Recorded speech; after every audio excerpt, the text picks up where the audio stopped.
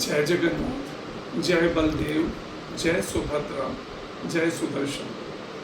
सभी उधमपुर वासी और सभी जगन्नाथ जी के भक्तों को इस जगन्नाथ भगवान की रथ यात्रा जो उधमपुर में इस्कॉन हरे कृष्णा हरे रामा मंदिर में 4 जुलाई को दोपहर 2 बजे से शुरू होगी।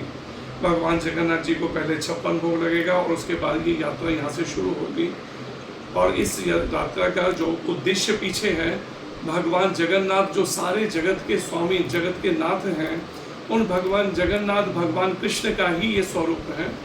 द्वापर युग की एक घटना से ये संबंधित ये घटना है कि द्वापर युग में भगवान कृष्ण जिस समय द्वारिका में थे, उस समय में बलराम जी की माता रोहिणी माता से रुक्मिणी महारानी और अन्य रानियों ने इच्छा की कि हमने वृंदावन की लीलाएं तो देखी नहीं, आपने तो देखी है, आप हमें बाल लीलाएं उनकी सुनाइए बचपन की।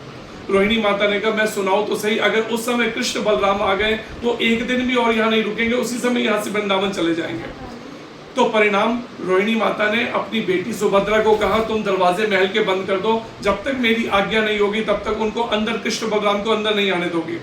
कृष्ण बलराम एक सभा में बैठे थे, जैसे ही वो लीलाएं बाल लीलाएं भगवान कृष्ण की शुरू की सुनानी रुक्मिणी महारानी और अन्य सब रानियों को, उसी समय भगवान कृष्ण बलराम जी के साथ छोड़कर महल में आने के लिए जैसे ही प्रवेश करने लगे, सुभद्रा जी ने रास्ता रोक लिया, आप लोग अंदर नहीं जा सकते, माँ की आज्ञा नहीं है। तो परिणाम में उन्होंने कहा माँ ने यही आज्ञा की ना कि अंदर नहीं आना है, पर सुनने के लिए तो मना नहीं किया। भगवान बोलने में बड़े चतुर हैं, उसी समय सुभद्रा जो उनकी बातों में आ गई कि हाँ सुनने के लिए तो मना नहीं किया। तीनों ने जैसे ही कान लगाया, अंदर जो बाल लीलाएं सुनाई जा रही थी रोहिणी माता के द्वारा, वो सुनते ही इतने भावुक हो गए जगन्नाथ भगवान कृष्ण बलराम जी और सुभद्रा जी, उनके दोनों बाजू दोनों टांगे शरीर के अंदर चली गई और सुभद्रा जी की पूरी बाजू अंदर चली गई। उस समय नारद जी आकाश मार्ग से जा रहे थे, उन्होंने जैसे ही ये देखा उस समय धरती पर उतर गए और दंडवत चरणों में लेट के कहते प्रभु हमारी एक प्रार्थना है, अब कलयुग आने वाला है, द्वापर के बाद में कलयुग के भक्तों के लिए आप ये वाला रूप लें इस समय का। तो उन्होंने उस समय भगवान कृष्ण ने विश्वकर्मा जी को आह्वान किया कि कलयुग के लिए ये वाला रूप बनाया जाए, और वही ये स्वरूप है जगन्नाथ बलदेव सुभद्रा जी का, जो इस समय जगन्नाथपुरी उड़ीसा के अंदर ये रथ यात्रा हर साल निकाली जाती है। भगवान जगन्नाथ जी 15 दिन के लिए, उनको पहले गर्मी के दिनों में सब भक्त मिलकर खूब स्नान कराते हैं, स्नान यात्रा होती है, उससे भगवान बीमार पड़ जाते हैं, उन्हें बुखार हो जाता है। तो उस समय फिर जितने भी उनकी सेवा के अंदर हैं पुजारी हैं, वो सब उनको औषधियां खिलाते हैं। 15 दिन बाद वो स्वस्थ होकर फिर रथ पर विराजमान होकर महालक्ष्मी माता उनको कहते हैं कि अब मैं 2 दिन के लिए अपने भाई के साथ बलराम जी के और सुभद्रा बहन के साथ में थोड़ा नगर भ्रमण कर लेता हूँ। 15 दिन से मैं महल के अंदर ही था। 2 दिन की अनुमति ली और वहां से कहा चले गए गुंडीचा मंदिर की तरफ, जो उस समय कलयुग के अंदर हुए हैं। भगवान कृष्ण के एक भक्त राजा इंद्रद्युम्न, उनकी धर्मपत्नी जो रानी थी उनका नाम था रानी गुंडीचा, उनको जगन्नाथ जी अपनी मौसी मानते थे। उनके घर के लिए रथ रवाना होते हैं, 3 किलोमीटर जगन्नाथ जी के मंदिर से वो दूर है, और वहां पर जाके वहीं बैठ जाते, वापस लौट के ही नहीं आते।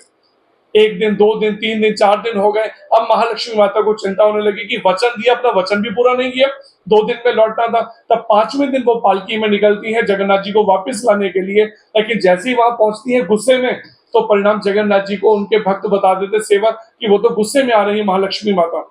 जगन्नाथ जी कहते हैं अभी मिलना ठीक नहीं है, तो अंदर से वो किवाड़ बंद कर देते हैं गुंडीचा मंदिर के।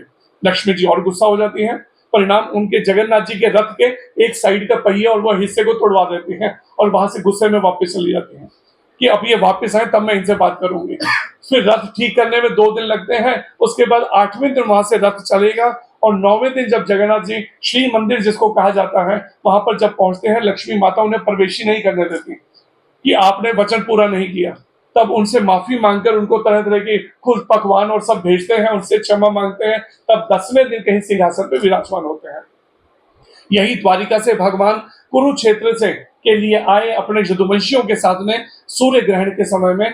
उस समय ब्रजवासियों को ये पता चल गया, ब्रजवासियों को जब गए थे मथुरा के लिए कंस के बुलाने पर, श्री कृष्ण 11.5 साल के लगभग उम्र थी, तो उस समय ये वचन दिया था कि मैं एक बार जरूर वृंदावन लौट के आऊंगा। तो ब्रजवासी कुरुक्षेत्र आते हैं वृंदावन से, और भगवान जगन्नाथ जी के रथ के घोड़े खोलकर कहते हैं आपको अब साथ चल के अपना वचन पूरा करना पड़ेगा, वृंदावन चलना होगा। तो भगवान कृष्ण कहते हैं अगर तुम मेरे ब्रजवासियों घोड़े बन ही गए हो तो परिणाम जहां तुम चाहो ले चलो। तो कुरुक्षेत्र से वृंदावन का ये भाव है कि भक्त अपने भाव को करते हुए रस्सियों से खींचते हुए रथ को अपने वृंदावन तक लेकर जा रहे हैं। कुरुक्षेत्र से वही रथ यात्रा ये उधमपुर से यहाँ हरे कृष्णा मंदिर से शुरू होगी, हरे कृष्णा राम मंदिर से 4 जुलाई को दोपहर 2 बजे से। सभी आप सब भक्तों को सादर आमंत्रण है, सभी भक्त, सभी माताएं, बच्चे सभी इसमें भाग लें। और भगवान जगन्नाथ जी जब रथ पर विराजमान होते हैं, ऐसा शास्त्र में वर्णन है, अगर कोई उनका दर्शन भी करता है, उस रस्से को भी खींचता है, उसको दोबारा जन्म मृत्यु के माता के घर में जन्म लेने के लिए नहीं आना पड़ता। इस अवसर का लाभ उठाकर अपने पूर्व कर्मों को काट सकते हैं। क्या मानते हैं आपकी इस्कॉन मंदिर की ओर से सबसे पहले रथ यात्रा शुरू की गई थी, लेकिन आज की अगर बात करें उधमपुर की, तो कई जगहों पर इसी तरह से रथ यात्रा निकाली जाएगी, क्या कहेंगे? उसमें हमारे जो ये भगवान, जो हमारी संस्था के आचार्य हैं प्रभु बाजे, इन्होंने पूरे विश्व भर में हमारे 1000 सेंटर इस संस्था के इस्कॉन के चल रहे हैं, उनमें पूरे वर्ल्ड के सेंटरों में ये रथ यात्रा निकाली जा रही है। केवल भारत के तो सेंटरों में निकाली जा रही है। रशिया में 190 सेंटर हैं, अमेरिका में 90 सेंटर हैं, पाकिस्तान में 12 सेंटर चल रहे हैं। इसके अलावा दुबई के अंदर, अबू धाबी के अंदर, शारजाह के अंदर, सब जगह भक्तों ने इस तरह से वहां पर इस यात्रा को निकाल रहे हैं जगन्नाथ जी की। और जगन्नाथ जी की सभी भक्तों को कृपा ले सके, जो मंदिर तक नहीं भी पहुंच पा रहे हैं, वो भी भगवान जगन्नाथ जी खुद सड़कों पर आकर दर्शन देते हैं, साल में केवल एक बार। उसका अवसर का हम भी लाभ उठा सकते हैं, उनकी कृपा ले सकते हैं। हरे कृष्णा, जय जगन्नाथ।